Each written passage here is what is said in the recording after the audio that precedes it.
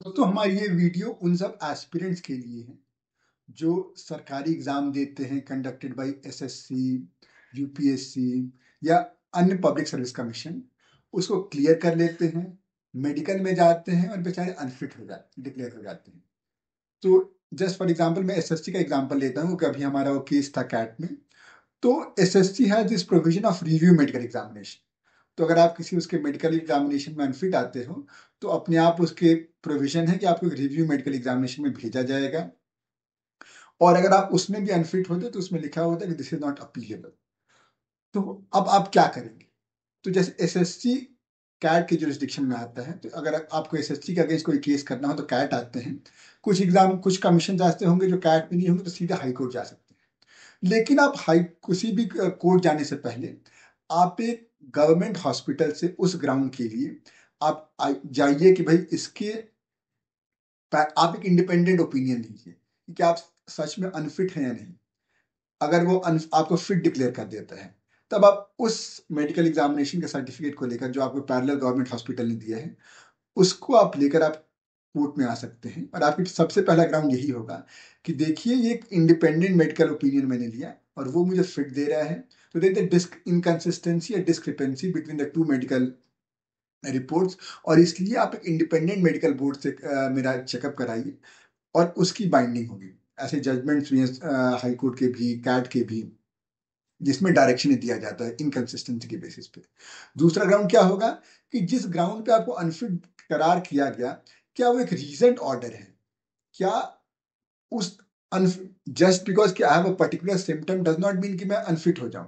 It will depend कि किस role के लिए। सपोज मैं कांस्टेबल की भर्ती के लिए एग्जाम दे रहा हूँ, एसआई की भर्ती के लिए एग्जाम दे रहा हूँ, या कोई डेस्क जॉब के लिए एग्जाम दे रहा हूँ। सबके लिए same symptom might be different. मतलब उसका whether it is sufficient to cause unfitness or no, it will differ. तीसरा रीजन आप क्या देंगे, और ये हमेशा ध्यान रखिएगा कि जिस चीज जो पर्टिकुलर सिम्टम था, जो पर्टिकुलर था डिसेबिलिटी या सिम्टम, उसको एग्जामिनेशन के लिए उसमें एक्सपर्ट मेंबर बैठा था या नहीं, जब जो आपका रिव्यू मेडिकल बोर्ड था।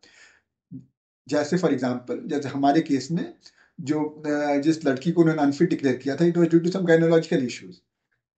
तो अब जो रिव्यू मेडिकल बोर्ड था उसमें गायनेकोलॉजिस्ट बैठी थी या नहीं, this will be an important factor कि दोबारा एग्जामिनेशन होना चाहिए।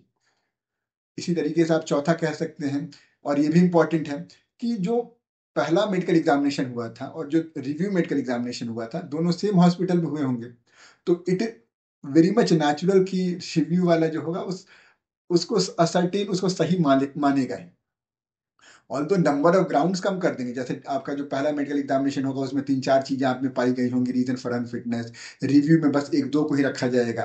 This is just to show कि भाई हम कुछ उसको हटा भी रहे हैं, बट एक्चुअली जिसको medical examination, it's very rare कि जिसको ओरिजिनल मेडिकल एग्जामिनेशन में अनफिट करार किया गया था वो रिव्यू में फिट डिक्लेयर हो जाए। Empirical data doesn't support this. एक और ग्राउंड आप ले सकते हैं कि भाई जो पहला मेडिकल एग्जामिनेशन हुआ था और जो रिव्यू मेडिकल एग्जामिनेशन हुआ, दोनों में गैप नहीं था।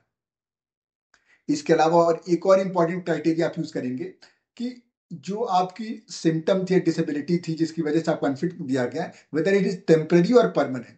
Supreme court has time and again said इसी अब टेम्पररी सिम्टम की वजह से आप परमानेंट जो एम्प्लॉयमेंट है उसको आप रोक नहीं सकते। फॉर एग्जाम्पल जिस दिन मेरा मेडिकल फिटनेस सपोज होना होगा, उस दिन अगर सपोज मुझे खांसी है, सर्दी जुकाम है, तो ऑब्वियसली मेरा लंग इन्फ्लेमेटेड हो, मतलब there will be inflammation in my lungs. तो उसकी वजह से आप मुझे अगर अनफिट करार दे रहे हो तो ये गलत है। तो वो टेम्पररी है, क्यूरेबल है या नहीं है, ये चीजें मैटर कर जाती हैं। तो दोस्तों इन बातों का ध्यान रखिए। आप केस फाइल कीजिए, तमाम जजमेंट्स आपके फेवर में हैं।